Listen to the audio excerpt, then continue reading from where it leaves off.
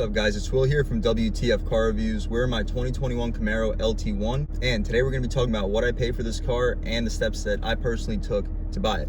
I'm not going to tell you guys what to do in terms of buying a car. I'm just going to tell you guys what I personally did, and if you decide that it's a good idea, I would then, I guess, recommend doing it. But I'm not going to tell you that what I did is the right thing to do, but I personally think that I ended up getting a very good deal on this vehicle.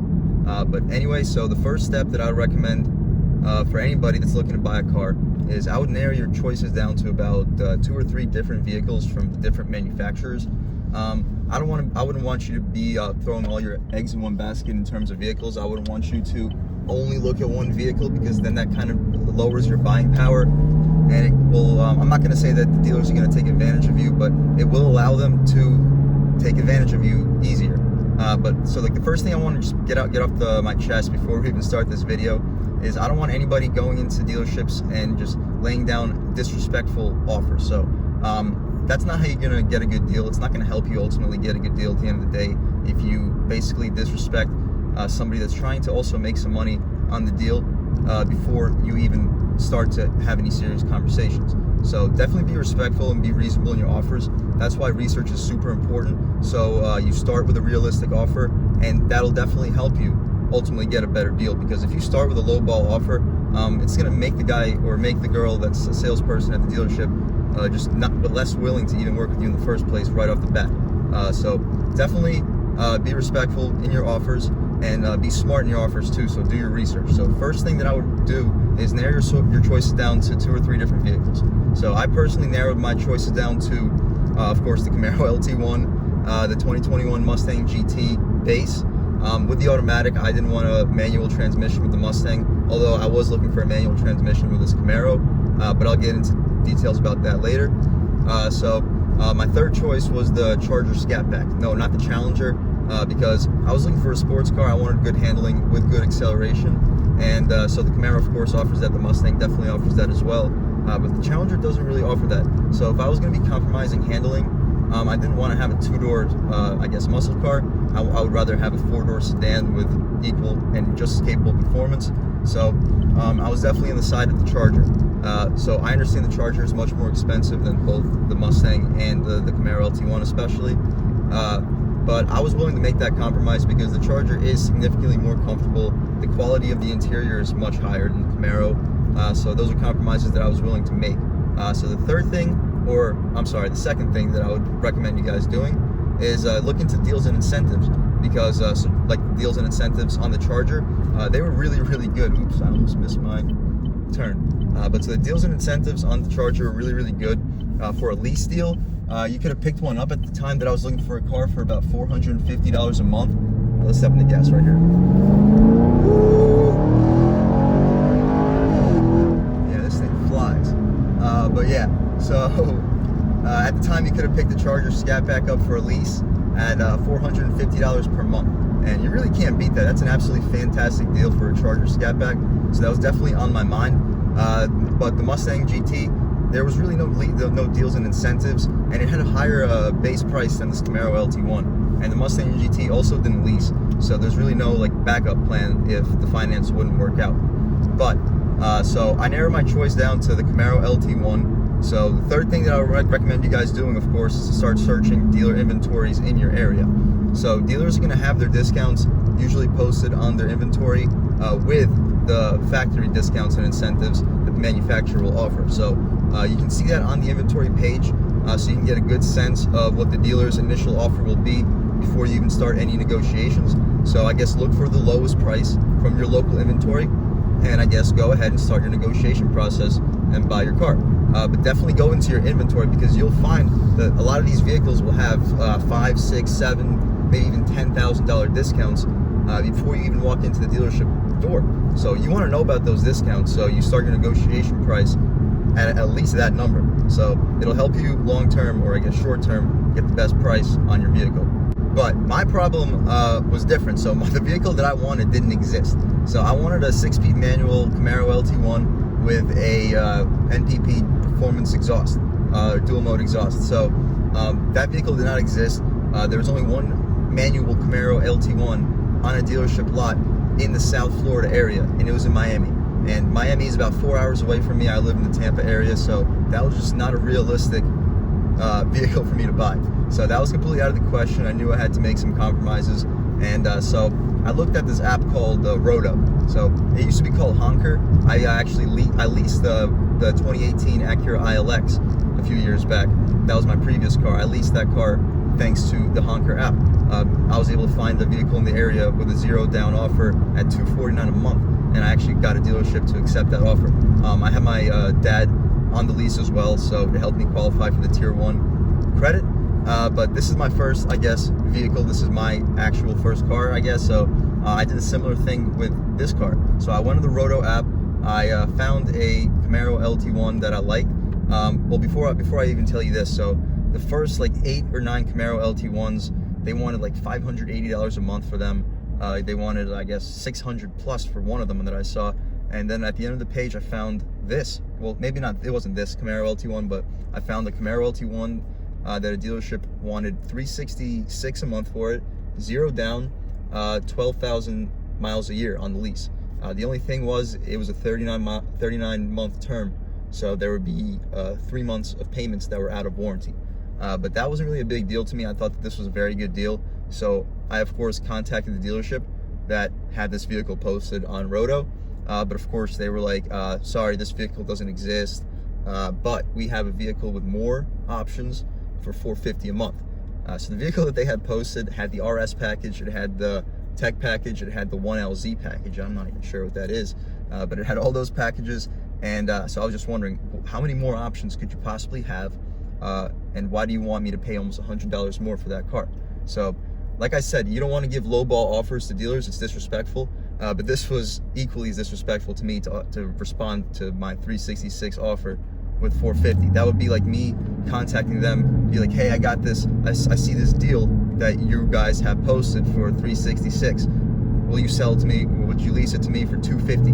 What do you think their response would be? Like, they wouldn't even respond because they're like, are you joking, dude? So that's basically how I was feeling with them. But I ended up pretending that they accepted my deal, my offer, and so I sent screenshots to other dealers in the area. So I was telling them, I was just like, hey, I have a dealership that accepted my offer. Here's the deal that they have posted online. They're about an hour and a half away from my house. If you guys accept this deal, you guys 100% have my business because you're 15 minutes away.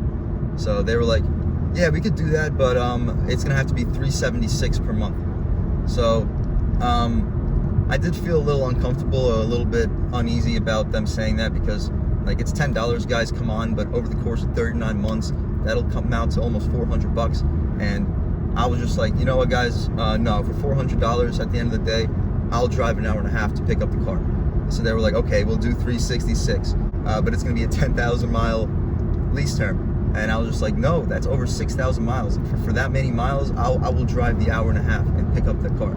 And they were just like, okay, fine, come in, and we'll sign the paperwork. So I was uneasy, of course, because I wasn't sure of my credit. Of course, I'm 23 years old. I just graduated college. I was pretending like I had good credit because my credit score is actually perfect. My parents have always made me have like 10, 15 credit cards.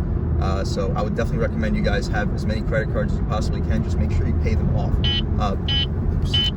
But having the credit cards will definitely keep your credit score high. And I guess it also keep your auto score high, because I wasn't sure of my auto score since I've never owned a vehicle, I've never owned a house. So I didn't know if I would have a good auto score, but I was pretending that I had perfect credit because my credit score was perfect. But I continued the negotiation process at the dealership, of course. It was a super quick process. So with the salesperson, we stuck to the 366. It was actually 366 and 71 cents. So we stuck to that price, surprisingly. I ended up qualifying for Tier 1 credit too, so that was also surprising. Like I said, I knew that I had perfect credit score, but I did not think that I had a perfect auto score. So definitely get your credit cards, guys. Please pay them off. Do not spend money that you don't have, of course. But if you have money, it's gonna be an extra step, but just spend the money on the credit card and then pay it off immediately. It'll help you long-term tremendously, guys. So it's already saved me a ton of money. So definitely recommend doing that to help your credit. But so we stuck to the price. Surprisingly, I went to see the finance manager to sign all the paperwork, And so here comes the catch. So he shows me this piece of paper, and he's just like, all right, we're gonna stick to this deal. You're gonna be paying $366.71. It's gonna be 39-month lease term. It's gonna be 12,000 miles a year. I'm like, okay, cool. He goes, but so you know how you have a 36-month warranty on this vehicle, but you have a 39-month lease? And I was like, yeah. He's like, I'm gonna give you a 39-month warranty, so I'm gonna give you a 3-month extended warranty with no extra charge. So I was like, okay, how much does that warranty cost? He goes, $890. So they ended up lowering the price of the car, $890, just to sell me the warranty, and they profited on the warranty that they sold, even though they lost money on the car. Because they were gonna lose money on the car either way because of the $366 a month for 39 months. That price barely covers depreciation, so it was about 36% of the MSRP. So great deal. I usually stick to the 35% rule, of course, but since it's a 39-month lease, you're gonna go a little bit above it. If it was a standard 36-month lease, it would be below the 35% rule. But anyway, we stuck to the deal. I ended up being okay with the fact that they basically charged me the $890 extra for that. I could have definitely gotten the vehicle for a lower price given that, but it didn't seem like they would have been willing to work with me in terms of that. If I was like, no, I don't want the warranty, let's just keep the price at what it is, but just scratch off the warranty and make the total cost $890 cheaper. I don't think they would have accepted that deal, even though that's basically what they forced me into. But not a big deal. I still got the car for $366.71 with zero down. This was the first dealership that I walked into, and I walked out with the car 45 minutes later. So I couldn't be happier with the negotiation process. This dealership specifically asked me not to mention their names, so maybe that means I got a very good deal. You guys can let me know in the comment section. I'm pretty sure there are people that have gotten similar deals, if not better, but those were all up north. So up north, it's obviously way harder to sell affordable sports cars like this because of the weather. You can't really drive them for half the year, but down south we don't really have those problems, so vehicles like this sell a lot better, so it's much tougher to have as much buying power as you potentially would up north. But anyway, I'm very happy with the deal that I got. You guys can of course let me know what you think. So I paid $366 a month. I walked out of the dealership paying $0, zero down. Everything was included in the payments. So I think it's a great deal. I get 12,000 miles per year for 39 months. We'll see what I end up doing with this car if I stick with it for the whole 39 months. I absolutely love this car. I'm extremely happy with it. I'm very happy with the deal that I got too. But there you have it, guys. I know a lot of you guys wanted to see this video. I've been seeing it in my comment section for the last month. What do you pay for this car? How much you pay out the door? So you might be disappointed that I actually leased this car. I wasn't planning on leasing it originally. So like I said, I was planning on purchasing a 6-speed manual with the MPP exhaust, but that vehicle just did not exist. So if I can't buy the vehicle that I really want, I'd rather lease it, have no serious liability for the car long term, drive the car throughout warranty, beat it up if I want to, although I really don't beat it up. I take care of this car very well, but I really don't abuse this car. I drive it pretty softly. Usually I very rarely take it over 2,000 RPM. You may be surprised by that, but I promise you that's the case. I love this car. It's a very fun, very comfortable car, surprisingly comfortable. The ride quality is great. Very happy with the price. I love the performance. It's very fast, and once I get some nice sticky tires, I'll be able to really take this car hard off the line. But that's about it, guys. I hope you enjoyed the video. Please subscribe. If you're already subscribed, thank you so much. I have endless gratitude for you guys. But if you haven't subscribed yet, please subscribe. Let me know what you like. Let me know what you don't like. Leave a comment. But other than that, guys, we'll do one little acceleration run. Second gear. All right. But that's about it, guys. I hope you guys have an awesome day. Thank you so much for watching. Again, please subscribe if you already subscribed. Thank you so much. But other than that, have a great day.